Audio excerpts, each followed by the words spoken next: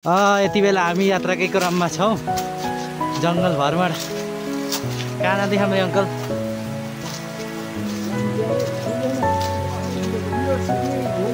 किरो सुत्ने ढुङ्गो खै कुन माथि हामी पुग्दैछौँ। यति बेला दहमा आइसकेका छौँ।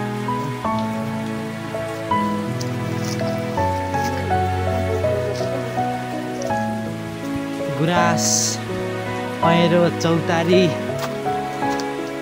सबै विभिन्न प्रजातिका रुखका बोटहरू देख्न सकिन्छ। गुल्मी दर्लिङ र बागलुङ दर्लिङको सिमाना पुग्दैछौँ हामी। गुल्मी जिल्लाको एकदम टप स्थान मालिका गाउँपालिका 2 दर्लिङमा पर्छ। जता कतै देखिन्छ रेसिङ्गा देखिन्छ। यहाँबाट हाम्रो पुष्ट रूपमा रेसिङ्गा हाल्नु सक्छ। तलतिर हाम्रो गाडी छ अरे छ देखियो देखियो रे भन्दा पनि देखियो हामी सबैले। खर्सु भन्ने होइन, यतातिरको खर्सुको बुटो। अब हामी यहाँ गाई बस्तु चराउन आउँछौँ। गाई बस्तु हेर्नलाई रमणीय लागिरहेको छ। ल के भेट्यो र अङ्कल? मलाई वाउ, मलाई भेट्यो है। ल ल मलाई खाने ल खाने त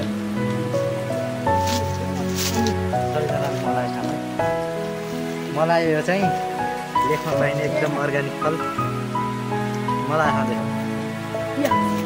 अमिलो अमिलो हुन्छ कि मिठो हुन्छ क्या? अरे मलाई खाँदैछौँ।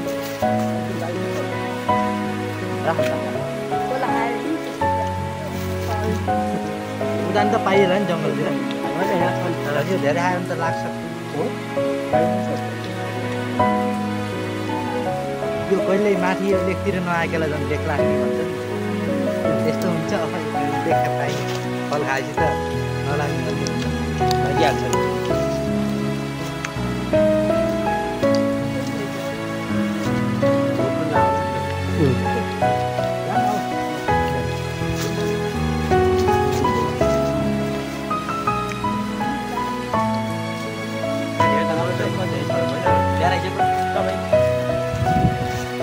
कतादेखि जान?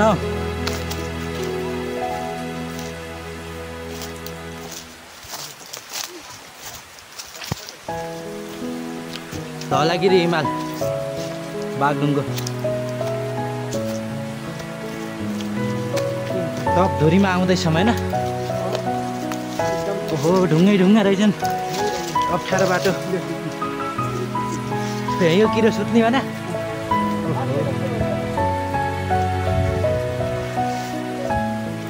कस्तो राम्रो भ्यू है बागलुङको धौलागिरी हिमालै देखिने तरिकाको। सबै बागलुङ, गुल्मी सुरु, गुल्मी रेसुङ्गा पनि देखिँदो रहेछ। अरू के छ माथि ल्याएको नि? मलाई ओहो बाटो त खतरा छ त। कसै जाने हो? जुत्ता लगाएर आए केटा ढलौलाई।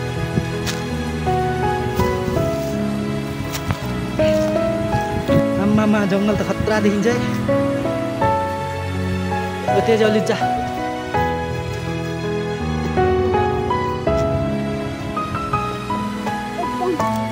आम्मा अलि जान छिटो।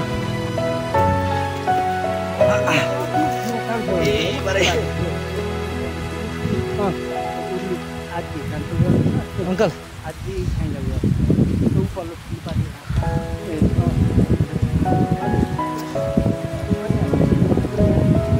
हामी अझै माथि हो, औलो त्यहाँ माथि चढ्ने हो। चढ्ने हो नि बाग्लुङतिर।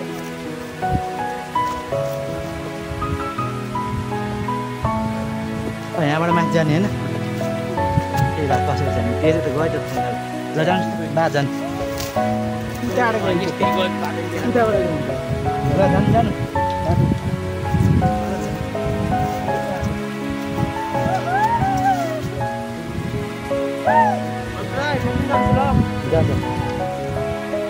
ल देखेन उहाँमा पनि यो टापु चढ्दैछु। ल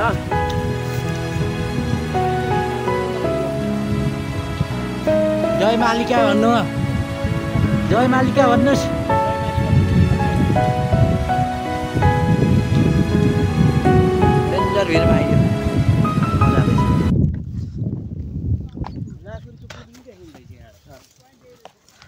आम्मा कस्तो अप्ठ्यारो यार आहा फोटो खिच्नु पर्यो अरे